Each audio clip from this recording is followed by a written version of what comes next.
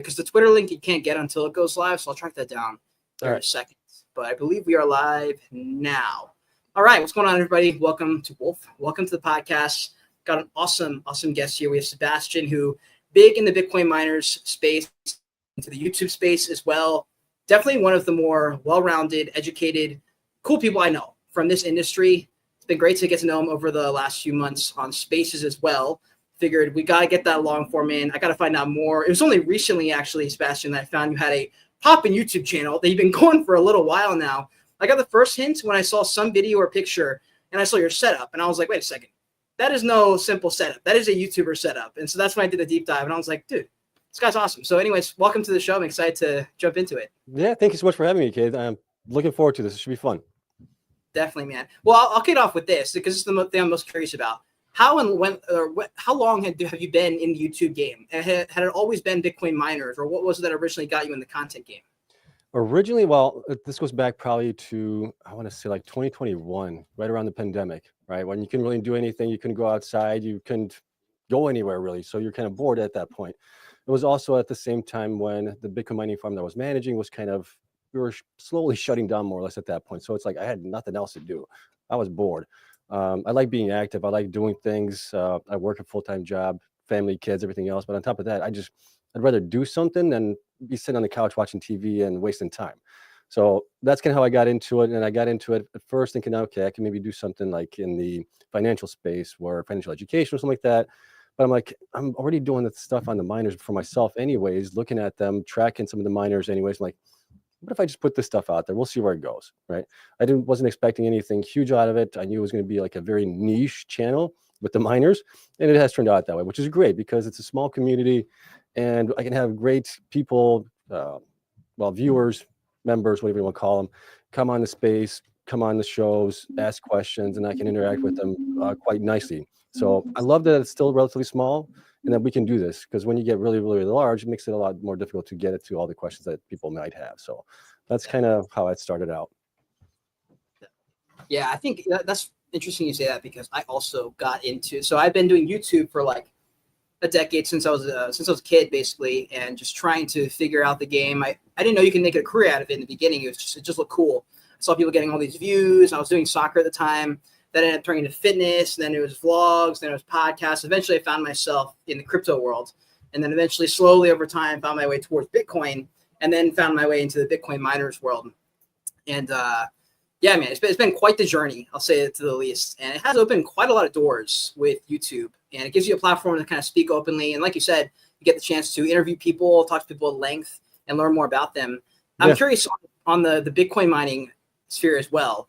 So just a few years, so I got in, probably 6, 7, 8 months ago when we started doing those spaces. And that's really when I started to learn. A few years ago, though, these were still popping, maybe a little bit earlier. What was kind of the vibe around the ecosystem? Who were some of those people that you remember back in the day are they still on Twitter? Are they still some of the same people who are running around today? So most of them are, yes. The main guy that was around, Blondity, was around back in 2020, 2021.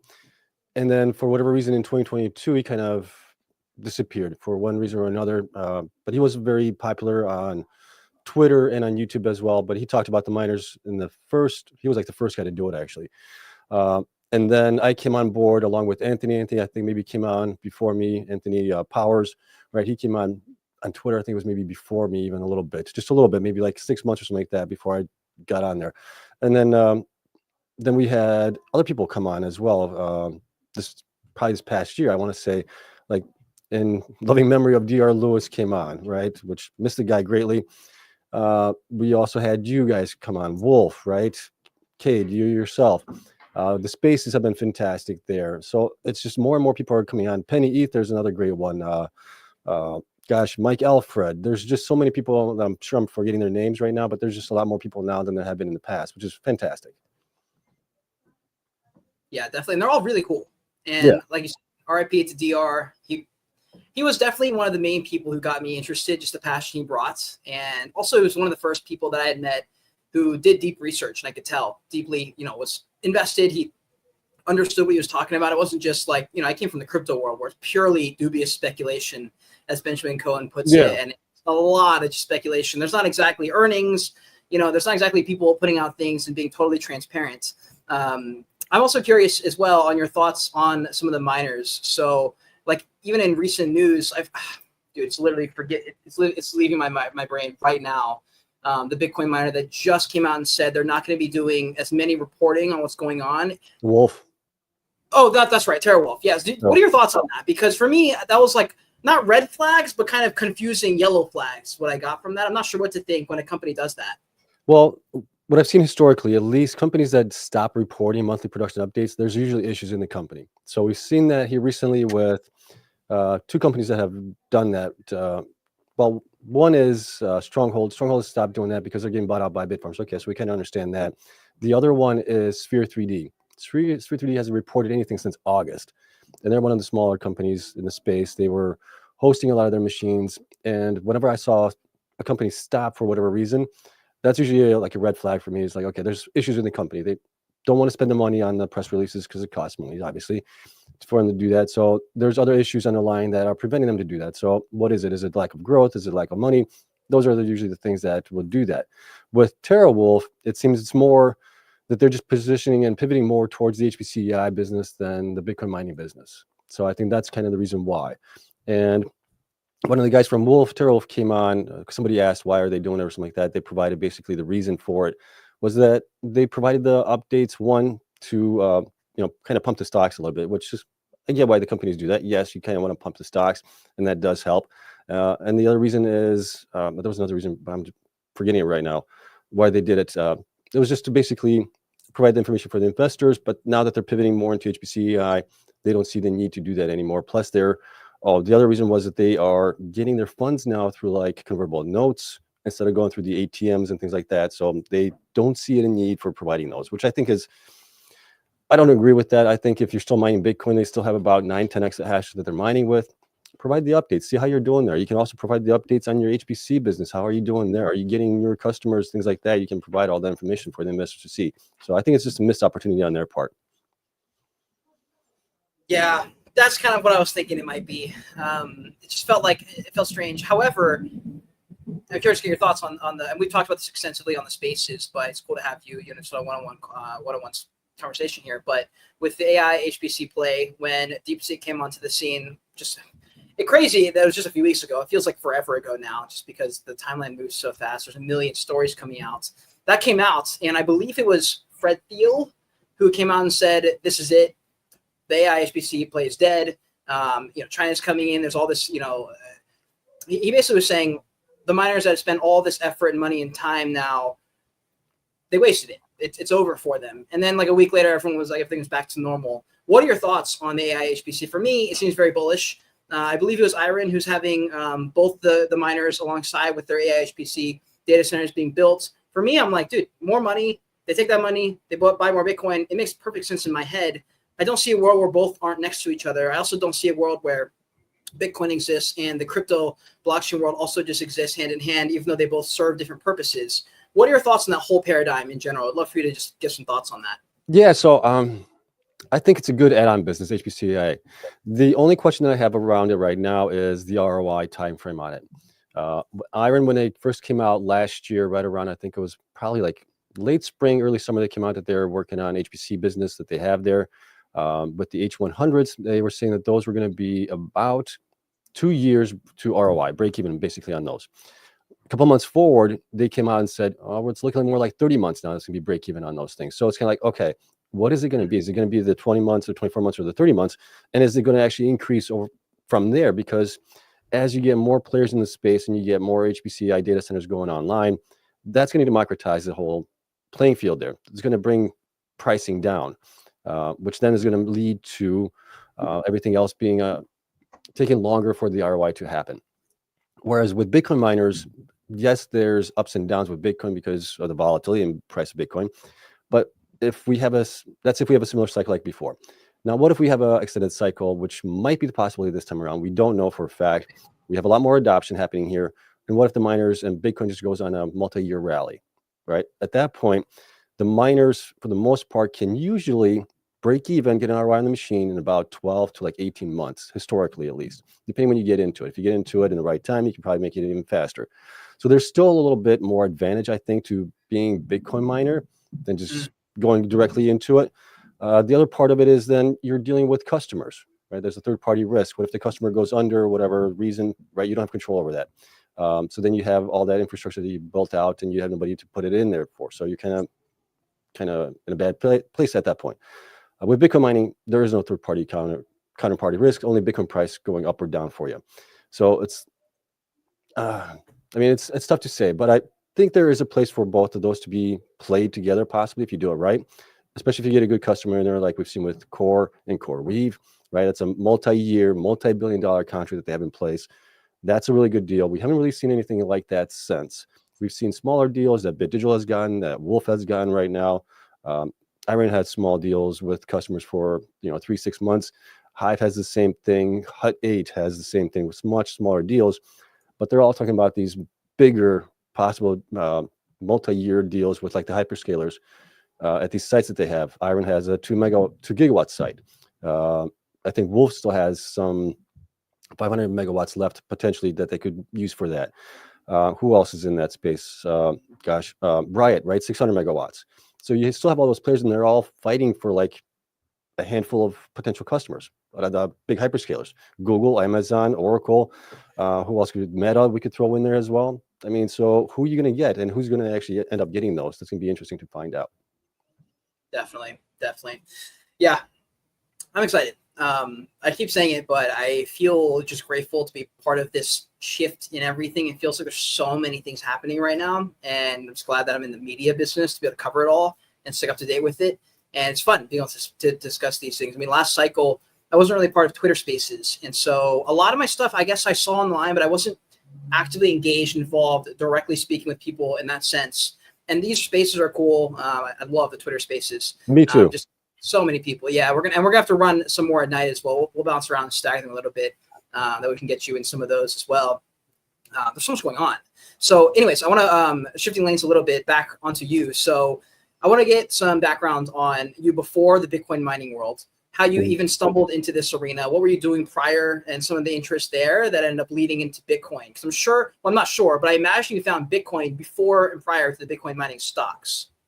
Yeah. So the first time I heard about Bitcoin was in 2013. I read a CNET article, I think it was, on Bitcoin. And at that point, I'm like, this is just phony money. It's not going to amount to anything, right? Back then. Fast forward a couple of years into that, I've always been into technology, into like building computers, gaming, things like that, into IT, building websites, all that stuff surrounding technology. So I had a background in that. I also got a bachelor's degree in computer information systems and a master's in business administration. So I've had that kind of passion for data and everything else. And then lo and behold, 2017 comes around. A friend of mine did very well on like the altcoins, meme coins, whatever you want to call it back then. He did very, very well. He's like, hey, what do you think about this mining thing with Bitcoin? And then Dash as well was coming online at that point, Litecoin also.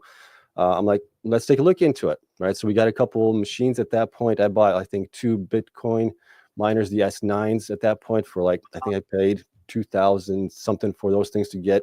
It shipped over from China, from Bitmain. That took a little while. Got those in like, I want to say June, July timeframe, right? Which was right before the peak of Bitcoin going parabolic, crazy to 19,000 in 2017. Plugged those things in my basement. Things were loud as heck. But it was nice during the wintertime because I heated up the whole basement really nice.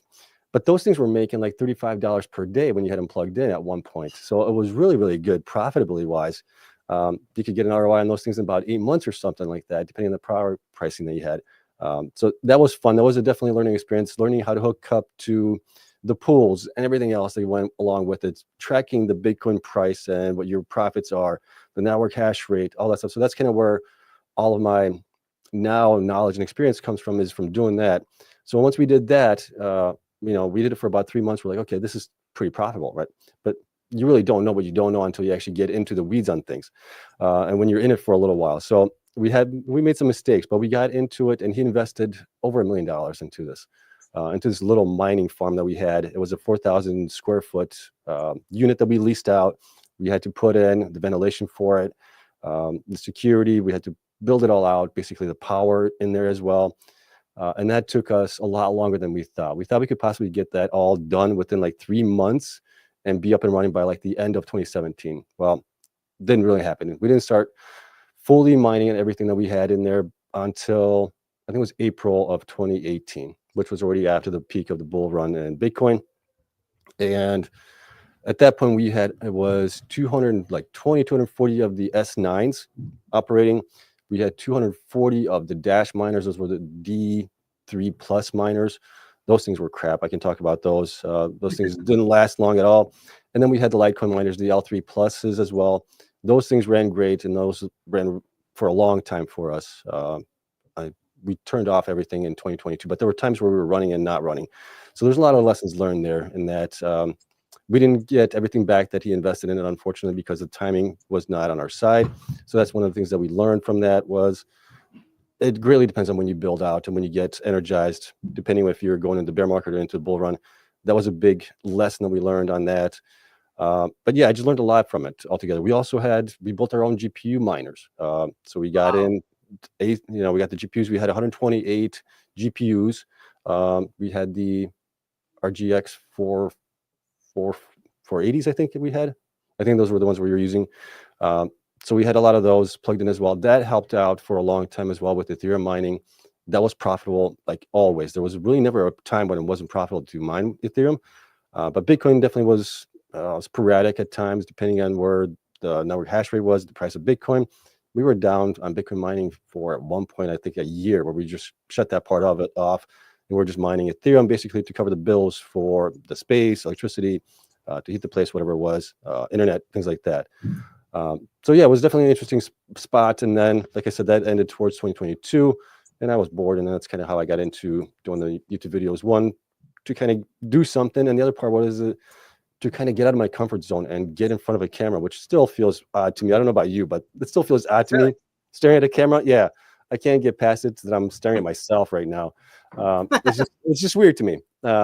It's not the way that I think people are normally wired to, interact with others.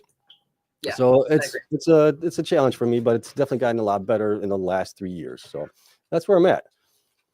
Well, I was gonna say you're great in front of camera. I get what you're saying though. For some reason, it's always come natural to me. Maybe it's because it's just something I always wanted to do, and so the idea of getting in front of a camera, like there's videos of me, way pre-puberty where I'm doing, soccer tutorials, how to curve a soccer ball. You can find them if you type in my name, Cade Bergman, on YouTube. You'll find all these videos from like 2009 where I'm just trying to make it as a YouTuber back then. It wasn't a career back then. It was definitely not cool. I remember I got made fun of relentlessly at my school for posting YouTube videos. It's so funny now. Everyone wants to be a YouTuber. I remember distinctly. It was like my first time I got recognized. I was in New York City for NFT NYC conference, and I got recognized like on the street. And I had these like big. I don't have them. They're somewhere over there, but these big sombrero glasses I wore in all my videos, and they were very recognizable because I was making like 12 videos a day or something absurd like that. I was on the Gary Vee method of just content, quantity, more. Yeah. Did that for so long. And NFTs obviously were popping. Everyone was buying these pictures of stuff, and everyone was there in New York. So that was like a crazy moment for me. And but honestly, the video I think for me, I really enjoyed the back and forth because I found it, probably 2 months, 3 months into starting YouTube again, trying to formulate a career around it.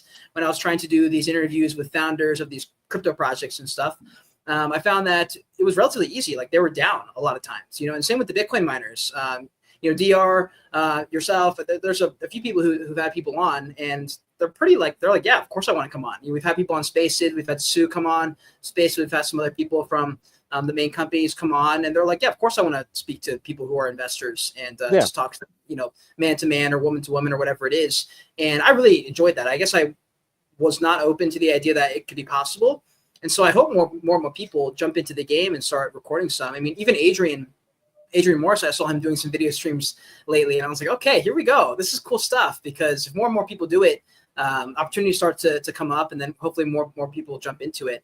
But I do enjoy, making videos and stuff, because I think if you don't have it, then I'm not sure, especially on Twitter right now, or X, a lot of anonymity out there. not everyone has their own face on their profile. They don't take any accountability. They just say whatever they want. They're really loud, they're obnoxious. I think it's a good even outer, if that makes sense. And it's good to have a bit of balance on both of those. Are there any resources or people that you trust in the Bitcoin mining world for people who they probably found your stuff already, but they're like, I'm trying to find more of that kind of stuff, educational data, that kind of stuff. Does anyone come to mind that puts a lot of that stuff out on X or other platforms? I mean, most of the stuff that I get is from the press releases of the companies anyways. But there's definitely a bunch of people that I follow. You guys I follow Bryce and Anthony and Adrian, right? I follow, DR. Now I'm gone, but I'm going to keep remembering DR forever. Who else? Mike Alfred I follow. Then there's, I follow like the CEOs of the companies. I follow also people that are in the crypto space. Brian Armstrong from the Coinbase. Just follow the president, follow Elon, trying to see where things are going, trying to get a pretty good mix of what's going on here in the space. What were your thoughts? So you mentioned you were introduced to Bitcoin in 2013. You got into the mining and stuff. You jumped into the GPU mining even. At that point, was Bitcoin this clear and obvious king winner at that point? Were you like, oh, I get Bitcoin? Or was it like, oh, it's just one of those other coins among many? Or kind of what was your mentality there in those first few years in terms of Bitcoin? So in 2017, when we started mining it, I started getting more interested in Bitcoin and how it actually worked, right? The mechanism behind it, the drawdowns on it every 4 years where you get less and less of it. I thought that was kind of interesting. That's anti-deflationary. I thought it was interesting. The fact that it's a really good way to store value. It hasn't been hacked. It has the highest hash rate or the network hash rate. That makes it really good. There's just a lot of benefits to it, and the way that you can have basically $1 billion in your pocket, and I can go wherever I want with that and not have to worry about that it's going to get seized by the banks or by the governments or something like that. That's really kind of sparked my interest in it more and more. And then when I saw that you could actually mine with it and make money on it, I was like, okay, this is really great. So it really definitely opened up my eyes in 2017 to it. And then obviously the price appreciation in it, going from basically $1,000 up to 19,000 by the end of the year, is like, holy cow, okay, this is definitely something interesting there. Then obviously we went down to 3,000, but you go through that cycle and you learn about it and it's like, okay, this kind of repeats a little bit. There's a rhyme to it. Can we do this multiple times? And the theory is with the miners, then also, so in 2017, I forgot to mention that I got interested in Hive, which was one of the ones that was only publicly traded. I think it was Hive, Hut 8. And then later on, we saw Marathon and Riot come on the scene as well at that time. So I was actually invested in Hive for quite a few years. I didn't get out of it until 2022. And that's because you learn through this process of going through these cycles. You're like, okay, this is what happened in 2017. This is what happened in 2021. You kind of get an understanding of more or less how it operates, but you're never going to be exactly 100% on it, right? People were saying in 2021 that Bitcoin's going to 100,000. We never got there. We got a double top at 69,000. So you learn from those kind of things where, okay, I probably should have taken profits at that point as things were going up, and now it's up nicely on Hive. But you learn from those things. Definitely.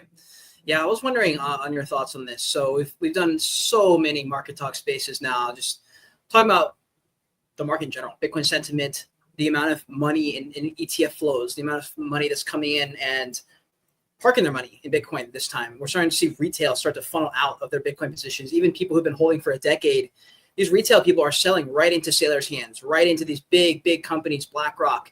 And these ETFs are buying up Bitcoin.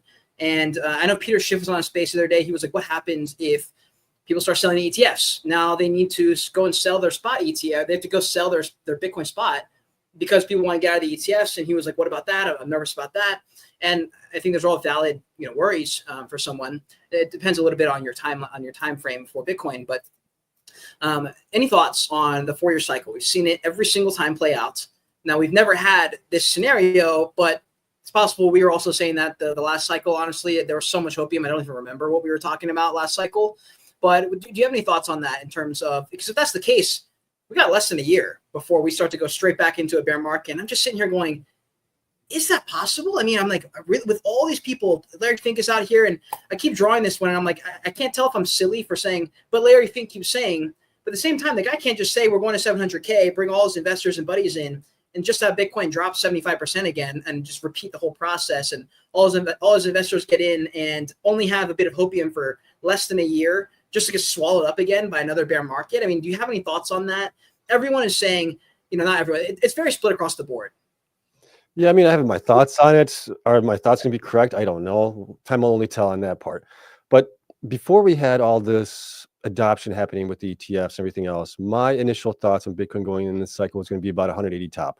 That's kind of where I was thinking where you might see Bitcoin at this point, later on this year, by the end of the year. Then when we started seeing the ETFs getting improved, that was a change in the wind, the direction of Bitcoin in general. It is becoming more legitimized in the institution side of things, in banks and everything else going forward, countries, companies, everything else. There's just a lot more adoption happening here that we've seen, that we've never seen really. We've seen adoption happening, people buying it, things like that, but we've never seen adoption to the point of where MicroStrategy is buying so much. ETFs are being bought up. They're the most profitable vehicle that's been out there for ETFs ever. They got, I think, to $1 trillion in valuation, the fastest or something like that. Yeah. So there's just that happening. Now we got states talking about putting Bitcoin as a strategic Bitcoin reserve on their balance sheet. We got countries talking about it. We got nation states talking about it. We got pension funds.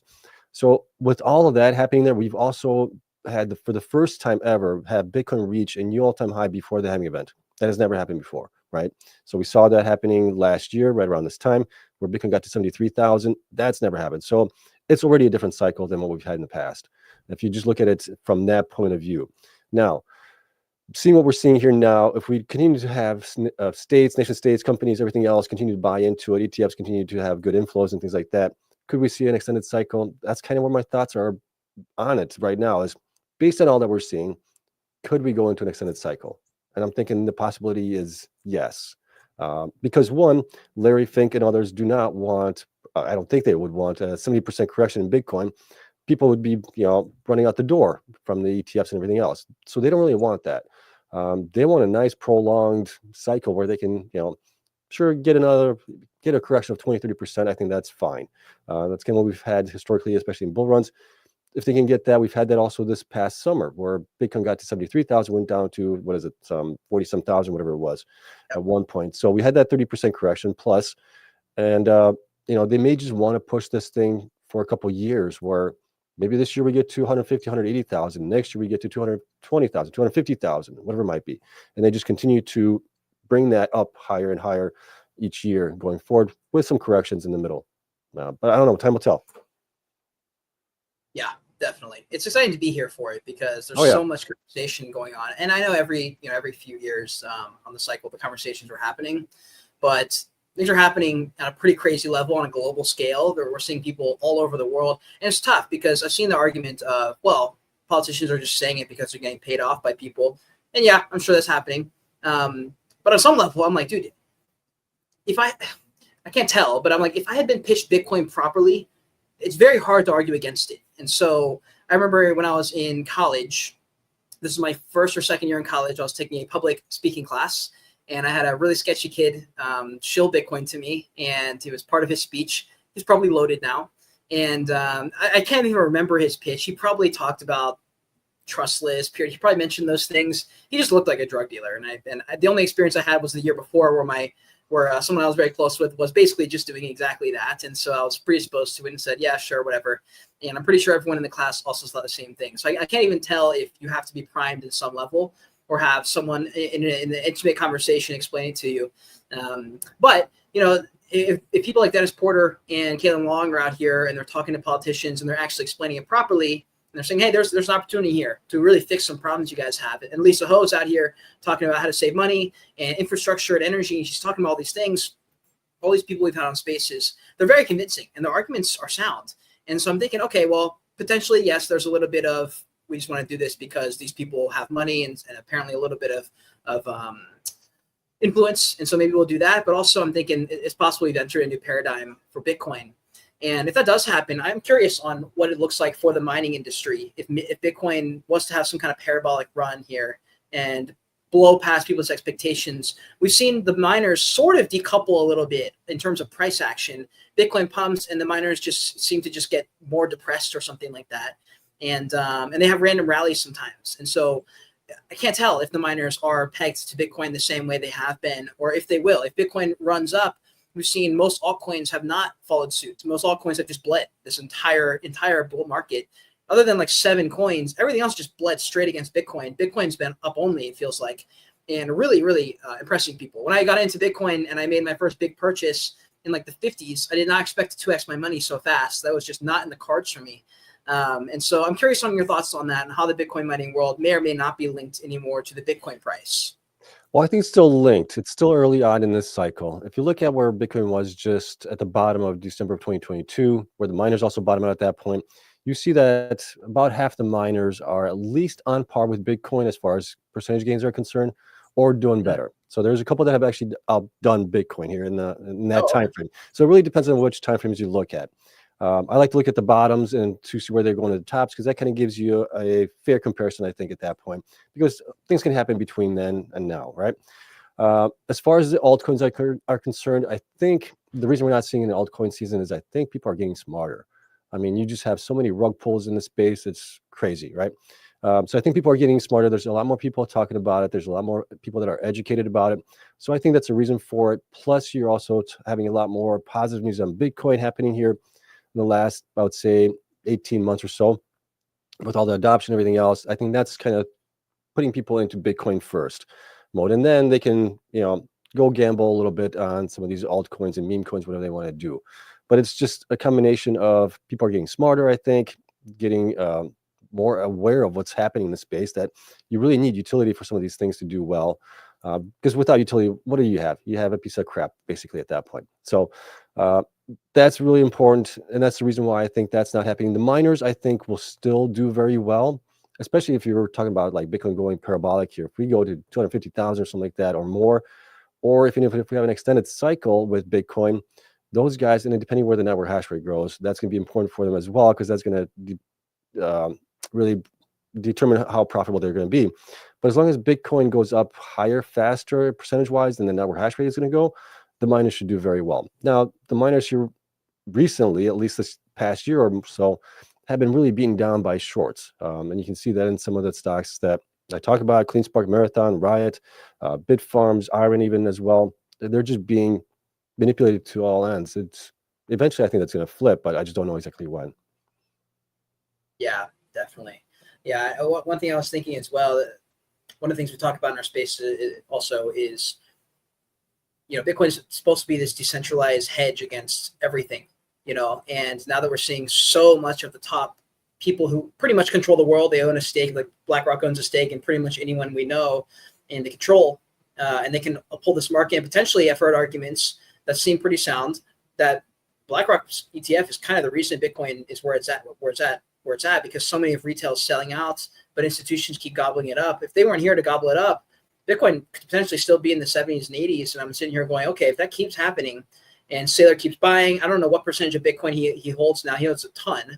And I imagine if some of these companies continue to buy in, I think some people are worried about the price manipulation. I've just always thought that the big dogs in control will find ways to remain in control and to always get their piece of the pie, because that's the benefit they've got of, being top dogs already. Yeah. And that Bitcoin might eventually start to trade a little bit more relaxed, a little bit more like boring and gold-like. But I also can't help but think that Saylor might be right in some of these predictions, of these astronomical price predictions of Bitcoin. Do you have any thoughts on Saylor's predictions? I mean, some of the numbers he throws out sound ludicrous to someone who has not really been in the Bitcoin space. They're like, this guy is just buying a bunch of it and telling people it's going to go to $1 million, so we buy it. But it's not exactly that. There's a ton of people who have said, dude, there's math behind this. There's power law. There's this model. There's that model. Do you have any thoughts on the theories and then also Saylor's price predictions? I don't know what his latest price predictions are. I think he's talking about like having several $1 million per Bitcoin, right? Or something like that. I could see $1 million of Bitcoin within the next 10 years. I could easily see that, only because of supply and demand. Every 4 years, your supply gets cut. There's still more demand, especially if we have more and more demand. It's going to raise it up. So that's simple supply and demand economics there at work. You can look at the power law, right, which shows what's happening there with it as well. The stock to flow model as well is another one that you can take a look at there. They all point to the same thing, where Bitcoin in time will be valued of $1 million plus. When that's going to be exactly, I think within the next 10 years. It could happen in the next 5 years. We really don't know. It just all depends on how much adoption there is, how many people are buying into it. And there's only 21 million Bitcoin out there. So, I mean, you have a heck of a lot more millionaires out there. They all can't have a Bitcoin on their own. So it's inevitable. I just don't know exactly when it's going to happen, but it's inevitable. I got my Bitcoins that I do have. I'm holding on to those things. Those things are my retirement plan. So in 20 years, could Bitcoin be maybe $2-3 million or more? It's possible. At that point, I'll have a little nice nest egg to go and retire in Jamaica or someplace, or Puerto Rico. You know. What kind of things do you envision if Bitcoin is sitting real pretty? You get to now do whatever you want in your life. Do you imagine you'll still be recording videos, talking about the miners and Bitcoin? Do you have other aspirations you'd like to dive into? If Bitcoin retires us all faster than we think, like what other interests do you have? Or is this pretty much what you love and live, eat, and breathe kind of thing? I love doing what I'm doing right now, right? So gathering the information, the miners, looking at the data, see what's going on there. I love doing that. I love doing these kind of spaces and, streaming nightly and having these conversations with people, answering questions. So I want to help out the community as much as I can. I love doing that. I also greatly enjoy doing remodeling, surprisingly enough. I love doing stuff around the house. I think I'm pretty handy at it. I enjoy it. It gives me great satisfaction knowing that I was able to do something. So I love doing that. I love working with wood as well, woodworking. I don't have all the tools for that, nor the space. I'd love to have a space for that, to do that as well, to build things. And then also to continue to invest, to continue to grow, continue to learn. So I'm going to be busy regardless. Even if I have $10 million in the bank, I'm going to be doing something. I can't be sitting on the couch watching TV. That's too boring for me. I got to be active. That's awesome. Do you think came from people around you growing up, potentially family or something like that? Like, why do you think you are the way you are? I feel like a lot of people in our industry, in the miners and also Bitcoin, have a similar mentality towards life. Yeah, I contributed probably to my dad. My dad has always been you could say, a workaholic. He enjoys working. He's now 73 years old and he's still working full time. Wow. So he enjoys it. And he keeps saying, what am I going to do when I retire? Sit on the couch and wait to die? He's like, no, I'm going to wake up, go to work, and have fun. So that's kind of the way I think I'm built, as the same way I saw him when I was younger. We didn't have any of the things that we have now, obviously. I was born in Poland. My dad was born in Poland. He migrated here when he was in his 30s. And we didn't have much, so he had to work a lot. He worked 2 or 3 jobs to help support the family here. So I saw that hard work and what it actually did to him and his prosperity now. So that's kind of where my drive comes through as well. It's like, okay, yeah, I could be watching TV or doing some BS thing, but not really contributing to the well-being of my family or just doing something positive in the world. So that's kind of where I'm coming from. Yeah, it's interesting. In this previous bear market, I feel like it was I don't know. It's possible that every bear market's that bad, but I was really feeling it towards the end there. And I remember at one point I was like, dude, previously in the bull market, I loved how much time freedom I got from doing videos, and I wasn't, in the 9-to-5 life. And I was like, this is cool. Like, I'm doing video content and media and stuff. And then, got to the point in the bear market where there just wasn't that many opportunities. And I remember like having this feeling of dread, like, oh my God, I'm gonna have to go back to get a job. And then during that time, I had some crazy life stuff happening. Found God and a variety of different other things I remember. And one thing that stuck out, I started to watch some of these really good people on YouTube who were a lot older than me, had a lot more experience, a lot of wisdom.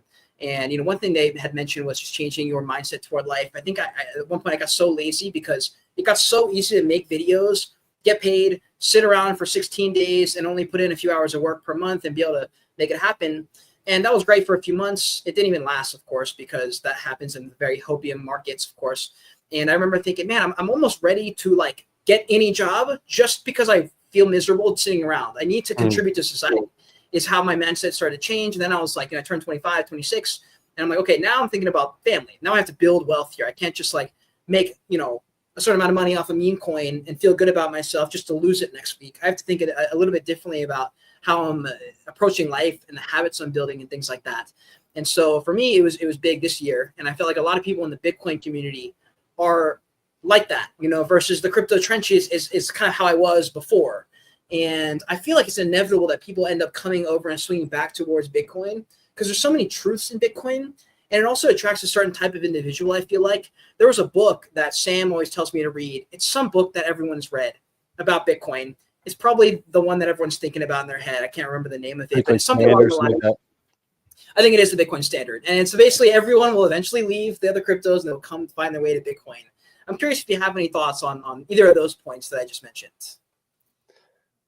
Yeah, I mean, everybody has to make their own journey, right? So we are not born innately with the wisdom of our fathers and our grandparents and other people that might have good wisdom. But depending which family you're in, too, right? You could have a father and a grandfather that are alcoholics and don't contribute anything to society, right? So it just also depends on there. Then your drive internally will guide you forward, right? So if you want to do well with financially, with your family, things like that, I think right now for you, I mean, you're very young still. You have that time frame where you can really double down on whatever you're trying to accomplish. Hustle right now is the best thing I can probably say to you is continue that hustle, put in more than you're willing to get out of it. And I think you'll do very well going forward. And with Bitcoin, yeah, people eventually will see the wisdom in Bitcoin. I think it's just, you got to get some of the stuff. I did the altcoin thing as well, learned my lesson on that, got burned on it a couple of times. It's like, okay, I tried that didn't work out. Let's just concentrate on what's actually doing really well. Bitcoin continuing. So yeah, just read as much as you can, learn as much as you can. Never stop doing that. I think that's the biggest thing is a lot of people stop learning and trying new things. And then just continue to press on forward. Don't let the negativity of somebody else that doesn't do stuff on X or anything like that bring you down. You got to have a positive mindset.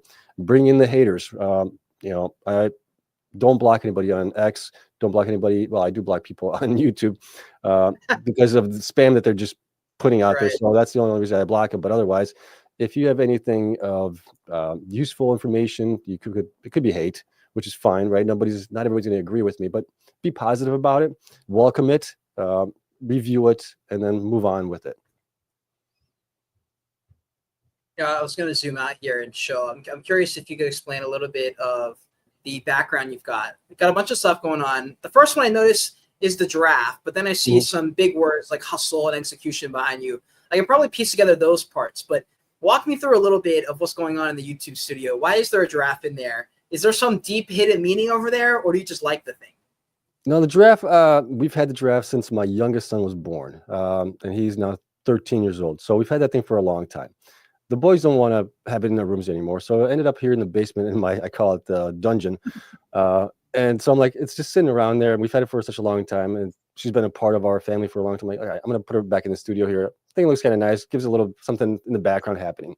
And then get the welcome sign that we have here. We usually put that up outside in the summertime. So that'll probably disappear in a little bit.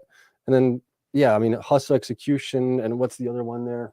Grind. So those are the types of things, right, that I think are really important in any space you get into. Is you got to have that drive to move you forward. And then it's obviously evolved over time. I think before it was just a gray wall that I had back there. Then I painted it black, put some lights in there. And it's just over the years, it's evolved and gotten to what it is right now. I love it. I think the background is awesome. So I'm glad I got to ask a little bit about that.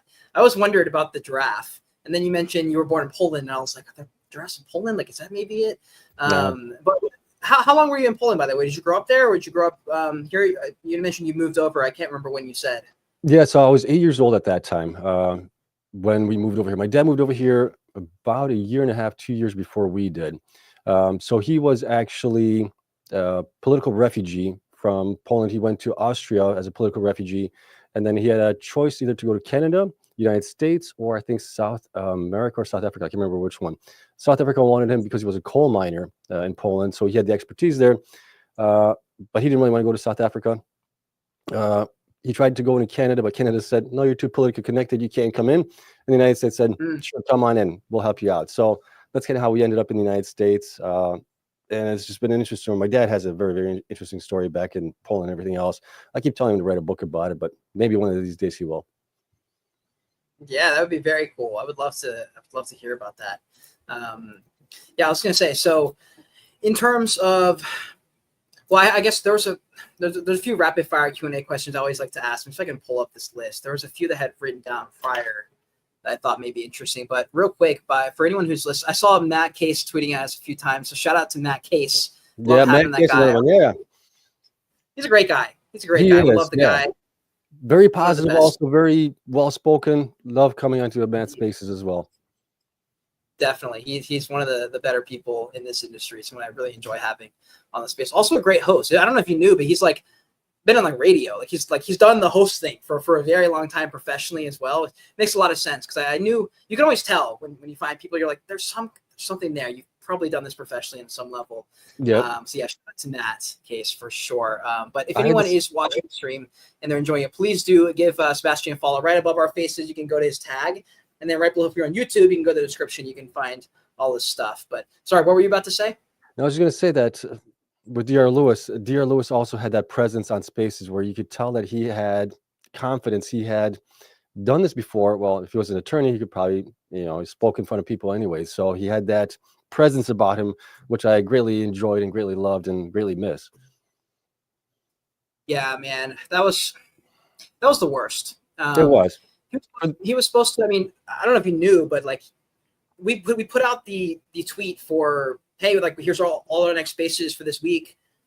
Him and Matt were like on that space like the next morning that we were supposed to, or the next day for the Bitcoin mining space. DR was scheduled to come on as co-host. I literally spoke to him that week about getting together a cold card. He even sent me the exact one that he has. He was just someone that he was just taken way too soon. That took me by surprise. I think everyone was shocked when that happened. I had not seen, by the way, that kind of coming together of the entire community. I mean, all the CEOs of the companies knew him. There was everyone put together. Matt put together a great space, and I think you and I were both on the panel at one point and just shared some thoughts. So, yeah, man. I mean, just love that guy. He was one of the best. I don't know if there's anything to say on this show about it, but feel free to, of course. No, that's why I love this community. Community, yes, it has its opposing views on things, but overall, we pull together. When something happens, we pull together, which is great. Definitely.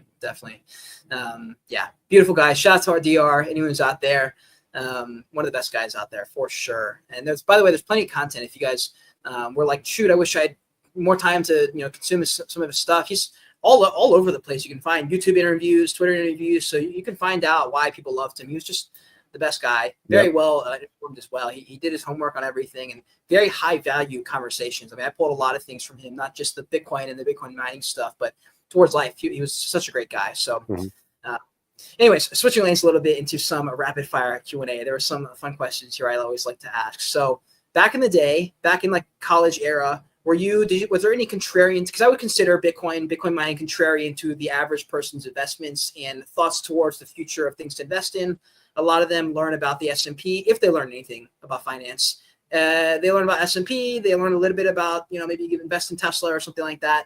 Bitcoin's probably not in the realm of things they're going to dabble in first.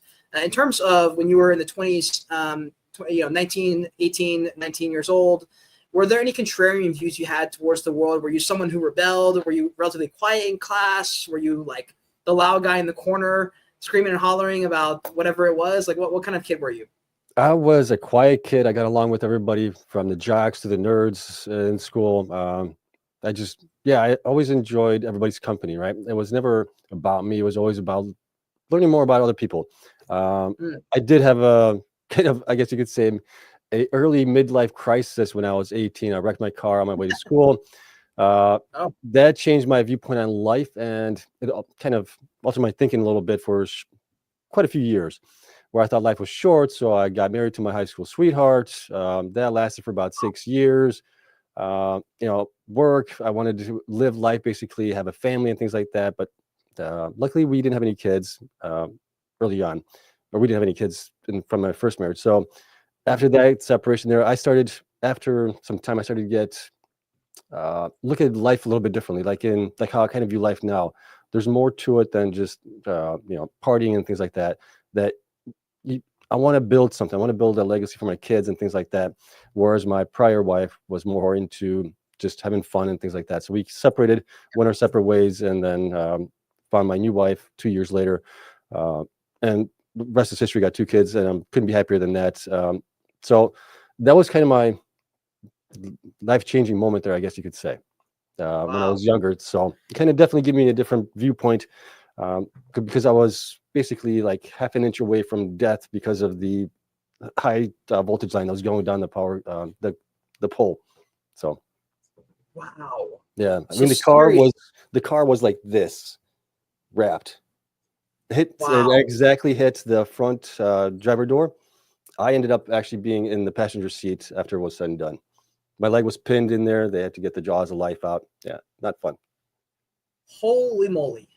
That is insane. I mean, you were scheduled to pass on right there and just like inches away. That's great. My dad had a similar experience. Didn't involve that level of extremity. He was just a T-bone, but certainly very close to death. And he also had him, and this was like 7 or 8 years ago, probably. And he's relatively calm, cool, collected, not trying to rock the boat, do anything crazy. He's in computer science. He was a big time nerd. He loved just tinkering around. He was always doing 4 things at once growing up. And I remember when he got hit by that car, and he was just, I don't think he was able to voice exactly what changed internally, but something definitely clicked. I forget what he did, but he definitely started to lean into doing more things for fun. He started to go hiking a little bit more often and doing a little bit, he was always invested in his work, and he still is. But I remember he was like, okay, wow, that was very, very, very close. And he had an experience like that when he was also in his college age, and he had some kind of thing where his car flipped over, and he had one of those moments. And so I think it's pretty crazy what those moments can teach you. And they can sometimes point you in the wrong direction for a time as well, because you view things a little bit differently. Like, your life is really, really short, and if you haven't experienced something, you want to experience it. Right. So, yeah. Definitely. I'm curious on some of the things that you're trying to teach and pass on to your kids. You mentioned you've got a couple kids now. There's a lot of nonsense out there, especially now that social media is so ingrained. I got lucky that I didn't get really introduced till I was 17, maybe, with Instagram. Slowly, Instagram started to become a thing. Influencers started to come out, but I relatively got through my entire childhood without a phone, except for like a Razor flip phone, back in like middle school, high school. So I consider myself lucky. I wasn't even like in the gym terms. I wasn't even worried about having a 6-pack until I turned like 20 something because of all the influencers. I just was focusing on eating and building up muscle. That's the only thing I was thinking about. So, with all this stuff going on online, what are some of the things that you're trying to instill in your kids? I'm not sure how old they are, but One's 13, one's 7 years old. So still relatively young. But I'm trying to instill in them, one is trust but verify. So don't go off anything that you read online as the gospel, right? Verify it by a couple sources. So use some of that scientific method as well into your research or anything that you're looking into. Don't just go off of one source. Do some more research into it. That's important.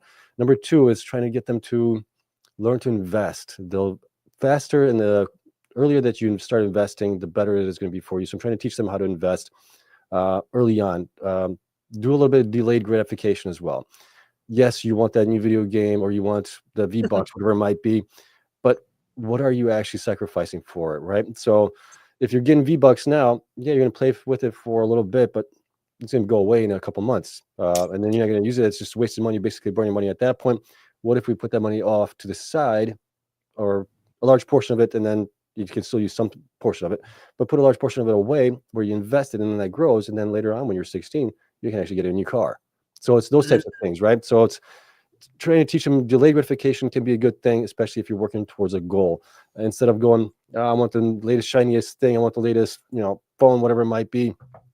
No, the phone's still perfectly good. You can still use it for another year without it breaking down on you, as long as it works. So it's just those types of things. And be good human beings. Be kind. Be polite. Don't be trashing on people on X or anywhere else. It's just like, would you actually say something like this to them in their face? If you wouldn't, do not write it, because it's just too easy, and that's a cowardly way to do it. Yeah, that's some good advice. There was a video circulated around that Gary Vee had said, and it was with Chris Williamson, another big podcaster. And he was like, what do you think about all these people, all this toxicity? And I forget what the exact crux of the question was, but Gary Vee was just like, look, people, like, it was something along the lines of, why are people so nasty online, and then you meet them in person and they're not actually like this? Does it mean that people aren't actually nasty? And Gary was like, no, they just haven't been punched in the face before. There's no way they would say that to them in person. And I was like, that's true, because I was also wondering, I'm like, are people really this cynical? And then I would go out in the real world and they're not. And then I find out like they probably are that cynical, but they're just thinking in their head. And maybe it's different, because when you fire off the tweet, it becomes a little bit more real. If you just have an initial thought reaction, you don't have to act on that. And that might just be something that comes up and then you let it go, kind of thing. Yeah. In terms of putting it out there and firing off at someone, it is pretty interesting watching the landscape of Twitter. And things get heated for sure. Even on some spaces, every now and then we'll have some altercations on the spaces. We got to jump in. and things like that. So Yeah, because people are anonymous, so that's the whole point of it. You can say whatever you want and not have any ramifications for it. But if people knew your name, where you lived, and everything else, they'd be a little bit more probably, I think, cautious. I think at that point, in a sense, it's good that you can basically voice your own opinions, whether they're good or bad. A lot of times they're bad, but you can still voice them. I'm all for free speech, right? But just you don't have to be mean about it, and you don't have to bring people down about it as well. I think there's ways to go about it to make your viewpoint without belittling somebody else. Yeah, I agree with that. So, the title here is These Bitcoin Mining Stocks Will Go Crazy in 2025. And I know that you did not write this title, nor do you have to disclose exactly price predictions and things like that. But for people who are just getting into the game, obviously anyone can access the publicly traded miners. A lot of them are probably decent choices. They could probably dive into a lot of them and find plenty of information. But if you were to direct people who are just getting to the game, what are some of the ones that you point to that there's relatively a lot of information about? They can go in, they can find a good deal of information. Maybe just things that you would say, okay, these are ones you should definitely check out. Here are the pure play miners. Here are some of the AI ones. These are the ones in different countries, a couple of different countries. Some of them are being built in the U.S. and expanding even more into the U.S., going to Pennsylvania and Texas and things like that. What are some of the miners that you think are worth paying attention to in 2025? Well, I still think that the majority of the large miners, right? The ones pretty much that I cover now, which is down to 10 because Wolf is no longer providing. But I would even say look at Wolf too. Wolf has an interesting business proposition there potentially with the HPC AI and things like that. But you got Mora, which is more or less of a pure play miner along with CleanSpark. Then you got Riot, which has 30 some odd exahash right now. You got Iron as well. That's a 30 some exahash getting to 50 exahash later on this year. Those two guys are both looking for HPC AI deals. So look at those. Look at Hive. Hive has grown to 25 exahash from 6 exahash where they're at right now. You got CleanSpark as well. They're 40 exahash right now, getting to 50 exahash by the end of the first half of the year. So you still have a lot of miners here. Hut 8 as well. Look at all of these guys here. They all offer different things that historically, I thought the miners that were more pure play and things like that were growing nicely would do better. We've seen it this past year that the ones that were getting to HPCI actually outperform those guys. So there's things that you don't foresee that are going to happen. So do your research, look into them all, see where they're growing. But I think the ones that are growing, getting to scale, should do really well with Bitcoin going up. But time will tell on that. And then also, so for the ones that aren't publicly mined and they're not these like NASDAQ listed, you can find them on every website and find a bunch of people talking about them. Are there any that are smaller? Like where would you even go to find those ones that are a bit smaller? There's plenty of them out there. We have some of those guys who are running those miners on our spaces even, but how do you even go about finding those? That I don't know. I don't know how you would go about finding them other than finding them on spaces, on Twitter, or looking through, tweets and things like that. Potentially, that's the only way you're going to really find them. Or, I mean, there might be some companies that actually have data on some of those privately held companies, but those are a lot harder to invest in. You have to be an accredited investor and things like that. It's not as easy to get into them. You have, what is it? Gosh, the one that was on Mondays. Oh, the one that Matt's on. The small Quantum. ones. Quantum, yeah, thank you. Quantum is going through a crowdfunding space right now to do their growth through that. So you can look into that as well. I would always say with some of the smaller companies, invest in what you're willing to lose, basically on those. You could get a 1 in a million shot on it and you do very well, or you could lose it all. So don't put in more than you're willing to lose on any of those things. Same thing with the miners too, for the most part, especially the smaller ones. You got to be careful with those. Yeah, definitely. I agree with that. A couple of final rapid fire Q&As we'll wrap up the show. And these are totally separate from everything else we basically talked about. Do you have any favorite food chains, favorite restaurants, maybe even hole in the wall local spots that are only available in certain areas of the world? Oh gosh, I love a good steak. Well, that's not really a chain restaurant. I would have to say probably like maybe Portillo's. I don't know if you ever had Portillo's beef, Italian beef, and they got some good stuff there. But Portillo's just went public, I think last year they went public, I think. So they're growing. They're growing across the country. They're a Chicago-based company. They had a couple locations here in Chicago, and they've been building out. So Portillo's has been great. I'm trying to think who else is. My son really loves. Oh gosh, what's it? Culver's. The cheese curds are great there. Culver's.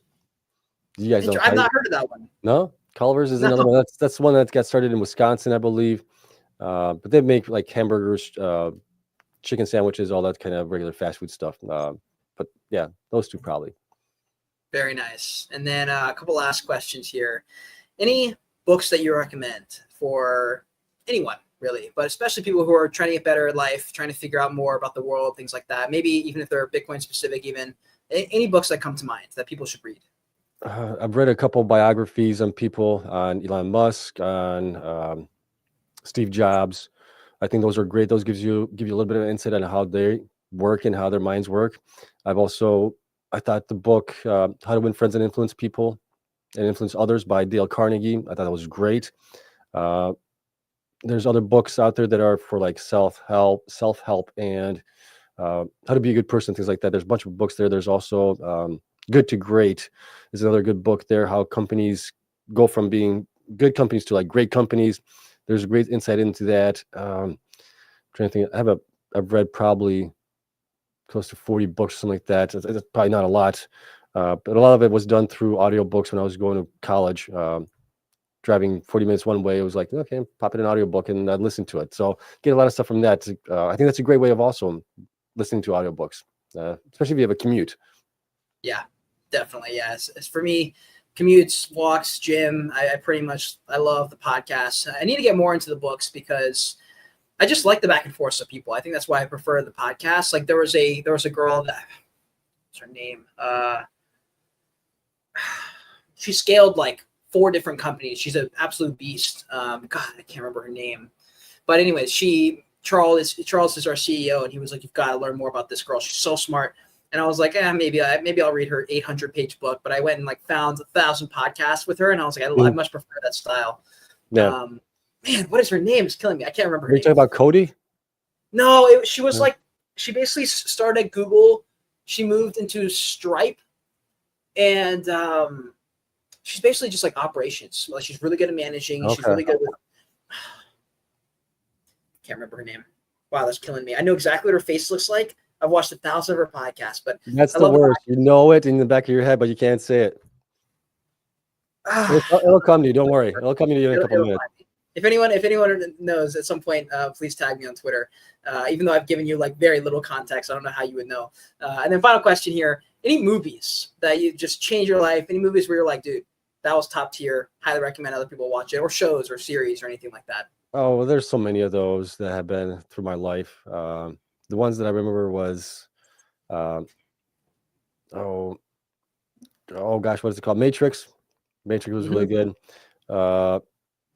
Forrest Gump, that one was great. Yeah. What else do we have there? The Lethal Weapon, surprisingly. I love those. Those were action movies. Lethal Weapon with Mel Gibson and Danny Glover. All right. I like a lot of action movies. Die Hard, going way back, some of those things. Recently, I think Dark Knight was great. The Marvel Universe movies were great also. So there's a bunch of movies. I think there's another movie that was really good. I'm also into like some of these sappy romance stories on Christmas and things like that. Especially around Christmas time. I don't know why. I just get a little sappy and happy at that point. Of course. Are there any other guilty pleasures that you lean into? I mean, I'm also a fan of those movies in certain times of the year as well. As far as guilty pleasures for me, movies wise, just in general, it just popped in my head now that you mentioned that. Guilty pleasures. I think for me, guilty pleasures playing video games every once in a while. Which video games? I love Call of Duty. I also love like the building games like SimCity and City Skylines, things that you build stuff in. I even play like Roblox with my boys. That, and then we also play soccer games. What is it, FIFA? Let's go. So Let's go. My boys are big into soccer. That's awesome. I played all the way through, and eventually got to college. Played college for about a year, and then pretty much kept having injuries. Had ACL tears after ACL tears. Just the Lord was just like, "Kid, soccer is not the move, and you're not going to stop unless we keep ripping this ACL." So eventually, I started to listen. But I'm a big fan of soccer. Do they have any teams that they like? Are they watching the Premier League, MLS, La Liga? Yeah, they're watching all of those. They watch the World Cup and everything else that is in there. They love Messi. They love Ronaldo. Yeah, man. this last World Cup was insane. I was still living in Seattle by myself in the studio, and I was like, dude, if there's a God out there, Messi has to win this. I was like, this would be the most amazing. And like, it felt like the world was coming together. Just like, come on, like they have to win. It was the most epic thing I've ever seen in my life. Yeah, So that was good. I'm glad your kids were able to kind of catch that last hurrah from the Messi Ronaldo era. I mean, it's about to end. Those guys are pretty much at the end of their career. Messi's down in Florida now, isn't he? With yes, yeah.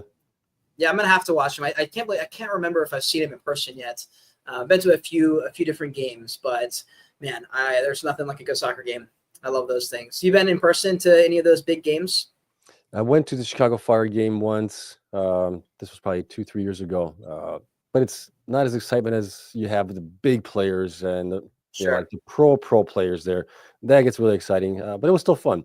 We're looking also to get to maybe see Messi play against the Chicago Fire. Yeah, the tickets were already like $300 a seat or something like that. It's insane. Yeah, it is. And you've got to like double check that he's going to play. Like sometimes they'll travel and he just won't play, and everyone's like, "Really? Are you kidding me? Like I just spent 6 times the price of these tickets. He's not even on the field." Yeah, so you definitely have to double check that. Yeah, man, 100%. Well, listen, Sebastian, this was an awesome conversation. I've really enjoyed this. It was great to dive a lot more deeper into. We got to jump deep into the miners and the Bitcoin talk, investing and all that stuff, but also got to kind of talk about life a little bit and how you look at the world and stuff. Was there anything else that you wanted to kind of like leave the audience who's listening with? Any quotes or shout outs or anything like that of the sort? No, the only thing I would say is, be safe out there, be kind, and rewind, I guess. If you remember rewinding VHS, do you remember that? I don't remember that. I do. Do you? I do. Yeah. So yeah, I would just say be kind out there. We all can have our disagreements, but be kind out there. And that's it. Yeah. Thanks for having me on. It was definitely a lot of fun. Yeah, man, I really enjoyed it. I appreciate you coming on. And for anyone who's listening, please do give Sebastian a follow. If you're even in kind of remotely interested in Bitcoin or Bitcoin miners, he's a great resource. He puts out amazing content. He comes on a lot of spaces. And also subscribe to his YouTube channel. Just go right above our faces or right below, depending on which platform you're on. If you're on LinkedIn or YouTube or Twitter or X, you can find him. Highly recommend probably X is where you want to go for more up to date. It's easier to fire off a tweet than it is to put a YouTube video out or a live stream. So it's probably where you're most active. Are you on other platforms, by the way? No, that's it. I got rid of Facebook like 8 years ago. Couldn't be happier. Wow. Yeah. Well, yeah. I guess that's how it goes now. Right on, man. Well, listen, I appreciate you coming on again. For anyone who's watching, definitely follow, retweet the stream, quote tweet, tag some friends. This is recorded, so most people can't come to the live stream, but they'll catch the recording, and I'm going to rely on you guys for those retweets so we can get it out there. I think a lot of people can benefit from this stream, and hopefully you guys learned something as well, or at the very least, got to know Sebastian a little bit more if you enjoy his content. So we'll see you guys all in the next one. I'll be at ETH Denver tomorrow. I think I fly out there. Got the Bitcoin conference in a few months. Any chance you're going to that, by the way? Or any of the, I think you're going to the mining one, right? I was thinking about going to the one in Vegas, but we're actually heading out for a vacation, family vacation in like June 1st. So it's like, it's too close there. I don't know if I can make it. Gotcha. Well, hopefully you're able to make it, but I know the Wolf team will be out there. So guys, if you enjoy the space, we'll see you in the next one. We do all these streams and spaces every single day. Take care. Bye. All right. 3.